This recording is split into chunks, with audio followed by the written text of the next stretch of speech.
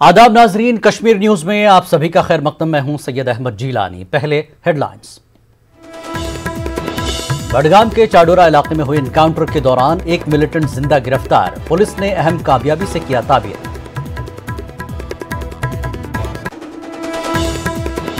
Security forces ने national highway पर हमला करने वाले मॉड्यूल का किया पर्दाफाश, 6 OGW गिरफ्तार। आईजीपी कश्मीर ने प्रेस कॉन्फ्रेंस में दी जानकारी। बर्फबारी से पहले मिलिटेंट दरअंदाजी की कर सकते हैं कोशिश, सरहदों पर फौज किसी भी चैलेंज से निपटने के लिए तैयार। फौज के इन्फेंट्री डिवीजन के GOC का बयान।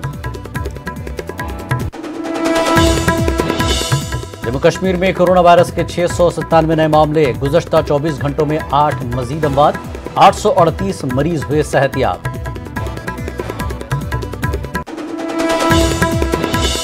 गुपकार एलानिया पर सियासी बयानबाजियां हुई तेज, बीजेपी ने गुपकार डिक्लेरेशन को पाकिस्तान का एजेंडा दिया करार, कहा लोगों को गुमराह करने की हो रही है साजिश। कश्मीरी खवातीन को खेलों की जानिब राग़िब करने की फौज की पहल, डोरू अनंतनाग में फौज की जानिब से वुमेन प्रीमियर लीग मुनक़िद, टूर्नामेंट में हिस्सा लेने वाली लड़कियों ने खुशी का किया इजहार।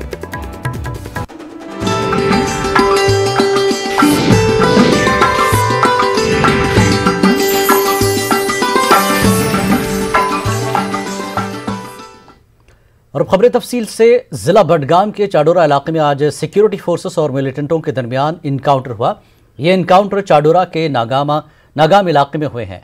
इनकाउंटर में फोर्सेस को बड़ी कामयाबी मिली और एक मिलिटेंट को जिंदा पकड़ लिया।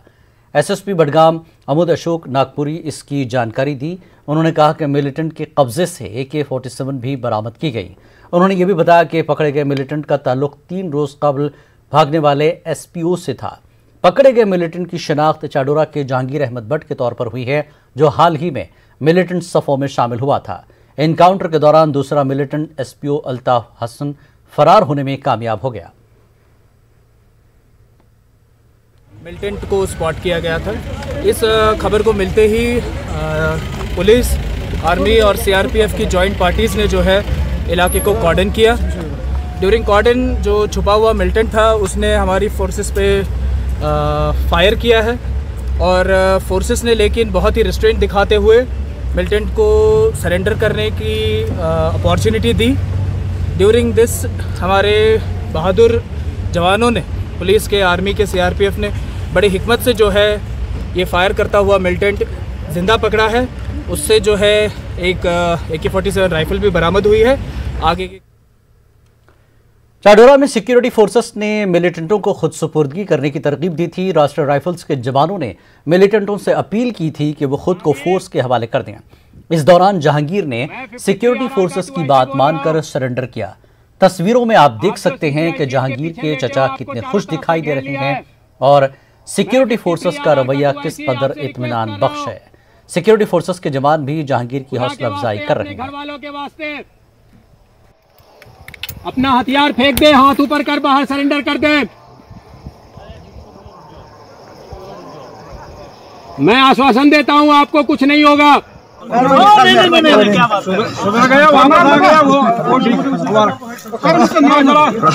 शाबाश शाबाश शाबाश। चलो उठाओ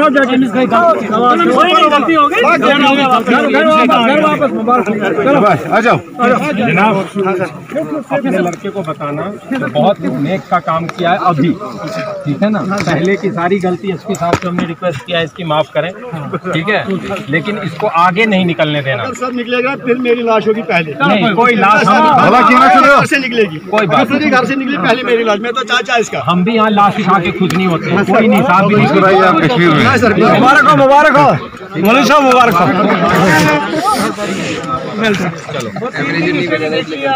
क्या मिलता है? 3 दिन में ही वापस बोली नहीं दी खाना मिला।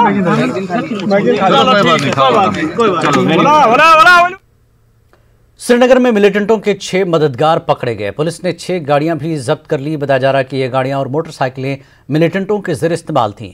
पुलिस के मुताबिक हाईवे पर हमलों में ये गाड़ियां इस्तेमाल हुई थीं। आला पुलिस ओहदेदारों ने बताया कि गुलशन नगर, नौगाम, न्यू बाईपास, ताइगान, केसरमुल्ला चाडोरा में ये गाड़ियां हमलों के लिए इस्तेमाल की गईं। पुलिस हिरासत में लिए गए मुलजिमों से पूछताछ कर रही है। तकरीबी सरगर्मियों का एक केस भी दर्ज कर लिया गया है। में पीस बनाए रखने के लिए लोकल पुलिस को बहुत मेहनत करना पड़ता है और खासकर श्रीनगर सिटी जो अपने पे कैपिटल भी है, श्रीनगर पुलिस ने लश्कर तैयबा का एक बड़ा मॉड्यूल सॉल्व किया है। जैसा कि हम सब जानते हैं कि पीस को डिस्टर्ब करने में जितना रोल मिलिटेंट करने होता है उससे ज़्यादा होता है OGW का और मॉड्यूल्स में जो इन्वॉल्व लोग रहते हैं। पिछले 2 महीना पहले नॉर्थ कश्मीर से हंदवारा से लश्कर तैयबा का एक मिलिटेंट पाकिस्तानी सैफुल्ला श्रीनगर और बडगाम के एरिया में आया था। आते ही लगातार 4 कार्रवाई किए। हमारे पुलिस ने, श्रीनगर पुलिस ने खास करके वेस्ट जोन के SP साहब, SDPO, SHO तीनों की टीम मिलके 3-4 स्पेशल टीम बनाए, जिसको बार बार SSP साहब, DI साहब गाइड करते रहे। और इस टीम ने करीब 10-15 लोगों सस्पेक्ट को ह्यूमन इंट और टेक्निकल इंट की बेस पर पकड़ के लाया, थ्रोली इंट्रोगेट किए। उस बेसिस पर जब पिन पॉइंट हुआ तो बरजुला में जो इनकाउंटर हुआ, जिसमें सैफुल्ला एक लोकल टेररिस्ट इरशाद जो पुलवामा के थे मारे गए, वहाँ तक हम लोग नहीं रुके। हमारी टीम ने उसके बाद अपनी कार्रवाई को उस मॉड्यूल के पीछे और आगे गया। उसके दरमियान जो पाया गया कि इस सारे अटैक करने के पीछे जो मॉड्यूल काम कर रहा था, उसमें 3 से लेकर 10 तक आइडेंटिफाई करते करते 6 को पिन पॉइंट किए और 6 जो मिलिटेंट के एसोसिएट थे LAT के, उसको पकड़ने में कामयाबी मिली। उसको इंटीग्रेट करने पर उन्होंने जिस व्हीकल का यूज किया, जिसमें कि एक तवेरा है, 2 अल्टो है, 3 बाइक है, उसको सीज किया गया। पूरा मॉड्यूल को बस्ट किया गया। ये लोग मिलिटेंट को शेल्टर देते थे, उसको एरिया को रेकी करके देते थे कहाँ अटैक करना चाहिए, कहाँ पर हमारे फोर्स पुलिस के लोग मन की बैठे हुए हैं। या जो काउनी अवंतीपुरा में जैश मोहम्मद मिलिटेंट तंजीम की एक कमीनगाह का फोर्सेस ने पर्दाफाश किया। आज सुबह फोर्सेस ने इलाके को मुहासरे में लिया। इस दौरान एक नर्सरी में एक कमीनगाह का सिक्योरिटी फोर्सेस ने पता लगाया, जिसमें बड़ी तादाद में RDX, एक पिस्तौल, 3 ग्रेनेड, AK-47 राइफल के 2000 गोलियां और एक दीगर असलहा बरामद किया गया। इस हवाले से पुलिस ने एक केस दर्ज करके मजीद तहकीकात शुरू की है।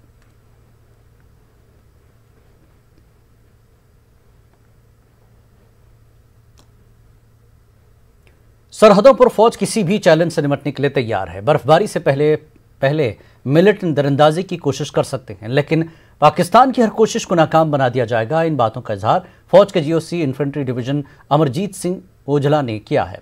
मजहल में फौज की तरफ से मुनक्कदा एक तकरीब के दौरान मीडिया नुमाइंदों से बात करते हुए उन्होंने कहा कि सरहद पर मिलिटेंटों की एक बड़ी तादाद इस पार दरअंदाजी की ताक में है, लेकिन सरहदों पर फौज चौकस है और किसी भी सूरत हाल से निपटने के लिए तैयार है।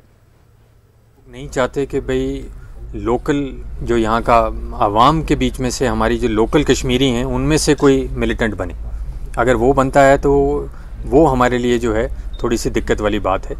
आज की तारीख में अगर देखा जाए जो इनपुट्स अवेलेबल हैं उसमें तकरीबन 250 से 250 मिलिटेंट जो है वो अभी भी तैयार है परली तरफ से यहाँ पर इन्फिल्ट्रेट करने के लिए, एटलीस्ट इस इलाके के सामने अगर देखा जाए। और उसमें से कितने जो वो कोशिशें करते हैं और उन सारी कोशिशों को हम किस प्रकार से नाकारा करते हैं। पाकिस्तान ने फायरबंदी मुआहदे की खिलाफ वर्जी करते हुए हीरानगर की फौजी चौकियों के साथ रिहायशी इलाकों को निशाना बनाया। गोलीबारी के दौरान गांव मनियारी के रहने वाले 48 बरस के रमेश चंद्र जख्मी हो गए। उन्हें इलाज और मरहम पट्टी के लिए GMC कठवा मुंतकिल किया गया। इसी बीच गोलीबारी के बाद देही इलाकों के मकीनों में खौफ दहशत का माहौल पाया जा रहा है। लोगों ने कहा कि पाकिस्तान की तरफ से फायरिंग का सिलसिला जारी रहने के सबब वो इस इलाके में महफूज नहीं है। महफूज मकाम पर रिहाइश की सहूलत देने का उन्होंने मरकजी हुकूमत से मुतालबा किया। सरहदी इलाकों के लोगों को चैन की जिंदगी मुहैया कराने की लोगों ने मांग की और कहा कि पाकिस्तान का कोई मुस्तकिल हल निकाला जाना चाहिए। करके रखे हैं, आधी रात को इतनी ज़्यादा फायरिंग करी है, हमको पता नहीं चला कि इतनी फायरिंग होने लगी। कितना खतरा रहता है वहाँ? खतरा बहुत ज़्यादा सर, रात को तो बहुत बुरा हाल करते हैं। आज तो इतना बड़ी फायरिंग है कि बहुत ज़्यादा वो मोटे फायरिंग। कोई नुमाइंदा कोई इधर कौन आएगा, किस लिए कोई नहीं आता। उनको अभी क्या मतलब है बात करने से, जब उनको किसी ने वोट चाहिए फिर ही आते हैं, जिससे हम कोई नहीं आ रहा है। ना ही किसी को पूछते हैं, फॉर्मेलिटी पूरी करते हैं, चला जाते हैं। कोई भी आएगा, किसी ने सोचा नहीं कि इनका कुछ सोचना है, कुछ नहीं सोचते हैं, खाली अपने फॉर्मेलिटी पूरी करते हैं और चला जाते हैं। कुछ नहीं, बहुत बार नुकसान है, किसी के पशु मार रहे हैं, किसी के घर को बर्बाद हो रहा है, किसी के मोर्चे भी बर्बाद हो गए थे, पीछे फायरिंग हुई थी। क्या है, कुछ भी नहीं, ऐसे ही है। हम यही सोचते हैं कि सुबह का सूरज देखना कि दिन नहीं देखना, बहुत बुरी हालत है। हाँ, बंकर हैं, उसमें क्या जरूरत है, जालियाँ लगाई हैं, उसमें भी जा सकती है फिंगर, अगर मकान के अंदर जा सकती है तो उसके अंदर भी जा सकती है, जो उसके वो रखे हैं। हम तो यही बात करते हैं कि हमें कहीं ऊपर जगह 5-5 मरले दे दे तो हम अपने उधर मकान मुका के तो अपना गुजर फायरिंग के दौरान वहाँ जा सके। ज़बरदस्त हैवी फायरिंग मोटार हो रही है, लोग परेशान बहुत हैं, क्योंकि कहाँ जाएंगे। तो ये लोगों की सभी की हम सब लोग मिलके यही डिमांड करते थे कि चलो हमें कुछ सेफ जगह पे कोई 5-5 मरले का प्लाट मिल जाता। हमने भी देखा है कि वो क्या क्या इस वक्त बोल रहा है कि हमारा पता लेने तक कोई नहीं आया है, और मार भी सकता था। लेकिन इसके बारे में गवर्नमेंट को चाहिए कि फौरी तौर पर इनका पता लेने के लिए आना चाहिए, देखना चाहिए। जी, हालात जो बॉर्डर पे हैं वो अच्छे नहीं है, रोज़ की फायरिंग हो रही है, रोज़ बच्चे और औरतें सारे बंकरों में रातें निकाल रहे हैं। जिला पुंछ के मनकोट सेक्टर में सुबह सवेरे रिहायशी इलाकों को निशाना बनाकर गोलाबारी की गई। पाकिस्तान की इस बिलाश्तियाल फायरिंग पर हिंदुस्तानी फौज ने भी मुंहतोड़ जवाब दिया। इस दौरान एलओसी पर मौजूद मनकोट इलाके के गांव दबराज में 120 mm का एक कारआमद पाकिस्तानी गोला वहीद अहमद के मकान के पास गिरा। जिंदा शेल मौजूद होने की वजह से वहीद के अहले खाना और उस आसपास के लोगों में काफ़ी खौफ और हरास पाया जा रहा है। जल्द से जल्द इस गोले को नाकारा बनाने की इंतजामिया और फौज से गुजारिश की गई है। धमाके के नतीजे में बड़े नुकसान का खदशा जाहिर किया गया है। शेलिंग तो होती है, शेलिंग तो रोजमर्रा का काम है जो फट जाती है। जिंदा बारूद हमारे सामने गिरा हुआ है, ये अंदर बिल्कुल घर के बीचों बीच गिरा हुआ है, तो इससे हमें ये खतरा है कि हमारे बच्चे, माल मवेशी सब यहाँ पे आते जाते रहते हैं। कोई बच्चा इसको टच भी करेगा तब भी ये फट जाएगा। लेकिन हमारी गवर्नमेंट से यही अपील है कि एडमिनिस्ट्रेशन से तावन करके हमें वो हमारा तावन करें, वो हमसे मिलकर इसको डिस्ट्रॉय। कश्मीर को फौकियत देने वाली सियासी जमातों के फैसले के बाद जम्मू कश्मीर यूटी में सियासी जंग का आगाज हो चुका है। कुछ सियासी जमातों ने आर्टिकल 370 की बहाली के लिए जद्दोजहद करने का ऐलान किया। गुज़श्ता साल मरकज़ ने जम्मू कश्मीर की खुसूसी शनाख्त मनसूख कर दी थी। बीजेपी ने तो ये तक कह दिया कि गुपकार डिक्लेरेशन पाकिस्तान और चीन की इमा पर की जा रही एक साजिश है। दोनों हमसाया ममालिक कश्मीर में फिर से अदम इस्तेहकाम की सूरत हाल पैदा करना चाहते हैं। ताहम सियासी मुबस्सरीन का ख्याल है कि नए इत्तेहाद का खैर मकदम किया जाना चाहिए, क्योंकि नया महाज जम्मू कश्मीर में सियासी अमल के अहिया की वजह बनेगा।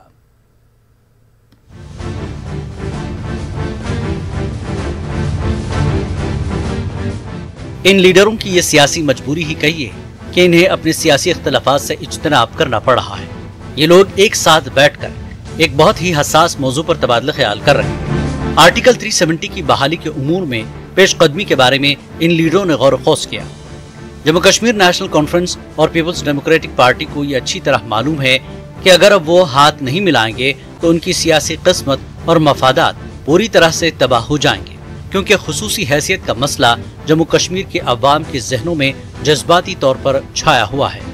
5 पार्टियों के लीडरों ने अपनी इस मुलाकात में तय किया कि वो एक दूसरे के साथ मिलजुल कर खुसूसी हैसियत के जज्बाती मसले का हल निकालने के लिए अपनी जद्दोजहद करेंगे।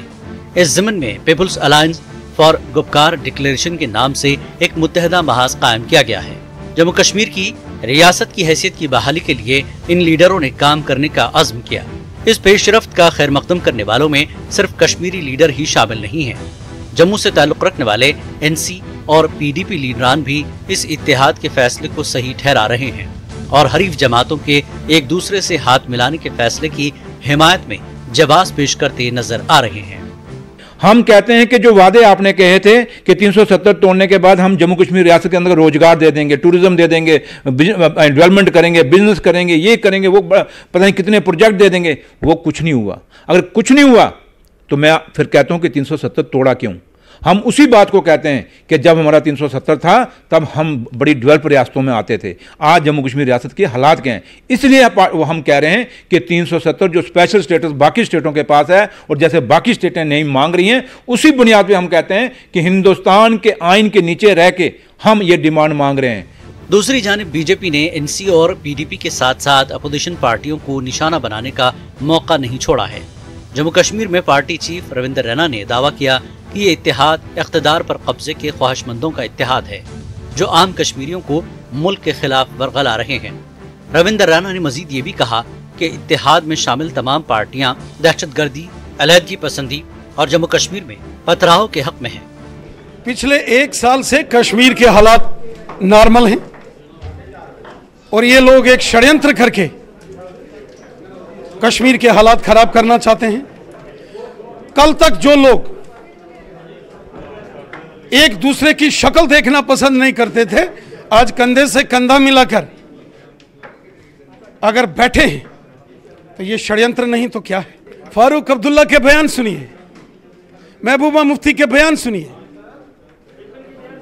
ये बहुत बड़ी साजिश हो रही है और इस साजिश को स्वीकार नहीं किया जाएगा। मरकजी हुकूमत के लिए एक राहत की बात है कि कांग्रेस इस गुपकार अलायंस से दूर रही है। बिहार असेंबली इंतखाबात के पेश नज़र कांग्रेस बीजेपी को किसी तरह का मौका नहीं देना चाहती है कि कांग्रेस नहीं चाहती कि उसे आर्टिकल 370 की बहाली के हक में शामिल पार्टी के तौर पर पेश किया जाए। हाल ही में कायम अपनी पार्टी ने भी कश्मीर को तरजीह देने वाली सियासी जमातों को निशाना बनाया है। इसमें कोई शक की बात नहीं है। 5 अगस्त को जो कुछ भी हुआ उसका दुख हमें भी है, जिस तरह से आम कश्मीरी को हमें भी उस बात का दुख है। लेकिन ये बात करना कि साहब कल लाएंगे परसों लाएंगे, ये अभी मुमकिन नहीं है कि क्योंकि एक कानून पास हुआ है, पार्लियामेंट ने कानून पास किया है। कानून पास करने के बाद अब उस एक्ट को सुप्रीम कोर्ट में चैलेंज किया गया। अब सुप्रीम कोर्ट क्या फैसला देता है तो हमें उस बात का इंतज़ार करना चाहिए। मैं समझता हूँ ये गुमराह करने वाली बात है, ये लोगों को दीवार से टकराना चाहते हैं, जो मैं समझता हूँ सही नहीं है। सियासी हालात पर नजर रखने वाले माहिरीन ने कहा है कि अब सियासी अमल के अहिया के लिए एक उम्मीद की किरण नजर आई है। उन्होंने कहा कि जम्मू कश्मीर में कई महीनों से सियासी सरगर्मियां मुअत्तल थी। सियासी मुबस्सिरीन कश्मीरी लीडरों के मुतालबे को मुस्बत अंदाज में लेने पर जोर दे रहे हैं। मैं ये समझता हूँ कि स्टेटहुड से जब से हम यूटी में आए हैं, 1 साल जो वेस्ट हो गया हमारा, इस नए एक्सपेरिमेंट को अगर बहाल करना है, लोगों की कॉन्फिडेंस को बहाल करना है, तो सियासी ढांचे को मजबूत करना बहुत अहम है और बहुत ज़रूरी है। चाहे वो डिलिमिटेशन के बाद करें, डिलिमिटेशन के पहले करें, लेकिन डायलॉग, पॉलिटिकल डायलॉग जो है सब पार्टीज को अपने अपने ढंग से शुरू कर देना चाहिए, ताकि हम जल्दी जल्दी इलेक्शंस की तरफ बढ़ें और एक चुनी चुनाई सरकार जिस भी तरह की हो इस खित्ते में आए। आर्टिकल 370 का मसला अभी सुप्रीम कोर्ट में ज़ेर गौर है। ऐसे में जिस तरह से कश्मीर सेंट्रिक पार्टीज़ ने इस मसले को उठाया है और जिस तरह से उन्होंने आगे चलकर इस पर एजिटेशन शुरू करने तक की बात कही है, इससे कई सवालात जन्म ले रहे हैं। जो पॉलिटिकल एक्सपर्ट्स हैं उनका ये कहना है कि इस बहाने नेशनल कॉन्फ्रेंस और पीडीपी जैसी पार्टियां अपनी सियासी वजूद को फिर एक बार बहाल करने और अपनी जो ट्रेडिशनल बेस है उसको फिर एक बार कायम करने की कोशिश कर रहे हैं। ऐसे में आम लोगों के मसाइल की तरफ कौन ध्यान देगा और उनकी जो फीलिंग्स है उनकी बात कौन सुनेगा, ये तो आने वाला वक्त ही बताएगा। कैमरामैन नारायण के साथ में Sameer Bhatt, news 18 Jammu. National conference के रुकन पार्लियामेंट हसनैन मसूदी ने कहा है कि गुपकार एलानिया के बाद जम्मू कश्मीर की सियासी जमातों का एकजुट होना मौजूदा हालात के तनाजुर की एक कड़ी है, जिसकी रूह से जम्मू कश्मीर की खुसूसी पोजीशन मुल्क के आइन के तहत बहाल करने के लिए जिद्दोजहद जारी रखी जाएगी। अनंतनाग में मुख्तलिफ उमूर पर एक जायजा मीटिंग की सदारत के बाद मसूदी ने इन बातों का इजहार किया। मीटिंग में डीसी अनंतनाग कुलदीप कृष्ण सुधा और दीगर महकमों के अफसरान ने शिरकत की। इस मौके पर जिला अनंतनाग में मुख्तलिफ तामीराती व तरक्याती कामों का जायजा लिया गया और इस हवाले से मुताल्लिकीन के माबैन तबादला ख्याल हुआ। जो मकासद है वो सारे आइन के अंदर हमें खुसूसी पोजीशन दी गई 1947 में, तो हम चाहते हैं कि जो खुसूसी पोजीशन हमें हासिल है आइन के और जो गैर आइनी तरीके से जिसमें मुदाखलत की गई, वो गैर आइनी तरीके से जो फैसले किए गए 5 अगस्त के, वो मनसूख किए जाएं और हमारी जो आइनी हैसियत है जो आइन ने दी है। वक्त एक ब्रेक का, ब्रेक के बाद फिर लौटेंगे।